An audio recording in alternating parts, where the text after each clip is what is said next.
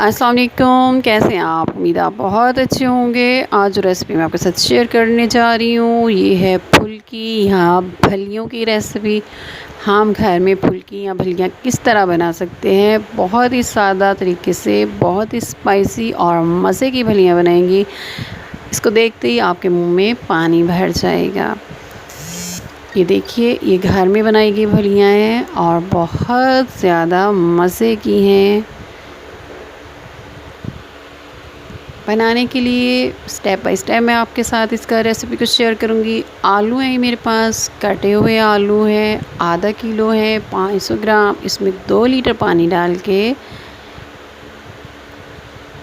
1 चम्मच भर के नमक डाल दें इसे और इसको बॉईल कर लेंगे।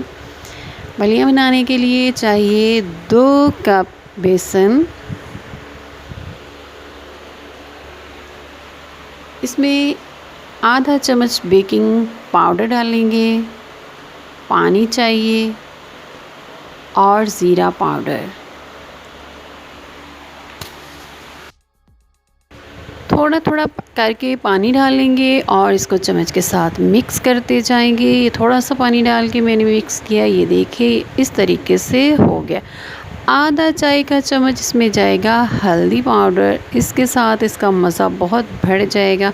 याद रखिए, जो चीज़ आपने फ्राई करनी होती है, अगर आप उसमें हल्दी पाउडर डालें तो उसका जायका बहुत ज़्यादा बेहतरीन बनता है। इसको भी अच्छी तरह मिक्स करने के बाद आप इसमें डालेंगे आधा चम्मच ज़ीरा पाउडर का। ये काला ज़ीरा है, पिसा हुआ, वो इसमें डालना है। ज़रूरत के मुताबिक इसमें पानी डाल सकते हैं। ये थोड़ा गाढ़ा है, हमें थोड़ा। आप इसको बंद करके रख देते हैं 20 मिनट के लिए। और ये मेरे पास इमली है, ये खट्टी इमली है और इसको 2 मग पानी में डाल के रख दें 20 मिनट के लिए। ये बहुत ही सादा और आसान तरीके से हम इमली का खट्टा तैयार करेंगे और ये खटाई बहुत मज़े की होगी। 20 मिनट बाद ये हमारा जो लिक्विड है ये इस फॉर्म में आ जाएगा। ये थोड़ा सा ख़मीर हो गया है। अब फलियाँ बड़ी ज़बरदस्त बनने वाली हैं। केचप की ये बॉटल, प्लास्टिक की ये बॉटल आसानी से मिल जाती है। इसके अंदर हम ये लिक्विड जो है डाल लेंगे, कैप लगाएंगे और उसी कैप के साथ हम फलियाँ बनाएंगे। आसानी से ये लिक्विड इसके अंदर चला जाएगा। अब आते हैं अगले स्टेप पे। ऑयल हमारा गर्म हो चुका है, चेक कर लेते हैं जनाब। ये देखिए, वो बहुत तेज़ी से बन गया और ऊपर आ। इस तरीके से अब आप फलियाँ बना लें। इसको लंबी लंबी बनाएं, गोल गोल। शुरू में मैंने जो आपको दिखाई थी वो लंबी लंबी फलियाँ थी और अब मैं आपको जो दिखा रही हूँ ये छोटे छोटे पीसेस हैं इसके। छलनी के साथ इसको तेज़ी से हिलाइएगा, तेज़ आंच पे बनाइए, ना बहुत ज़्यादा तेज़ भी ना कीजिएगा। अपने चूल्हे के हिसाब से फ्लेम रखिए। ये हमारी रेडी हो गई है, बहुत ही मज़े की खुशबू आ रही है। अब इसको निकाल लेते हैं। ये बहुत क्रंची बनी है, कुरकुरी है और मसाले वाली हैं। इमली हमारी जो है वो रेडी हो गई है। इमली की खटाई तैयार करने के लिए चम्मच के साथ इसको थोड़ा सा मसलते हैं। चम्मच के साथ या हैंड बीटर के ले लें आप, उसके साथ इसको अच्छे तरीके से कर दें ताकि हमारी जो गुठलियाँ हैं वो अलहदा हो जाए और बाकी पेस्ट हमारा रेडी हो जाए।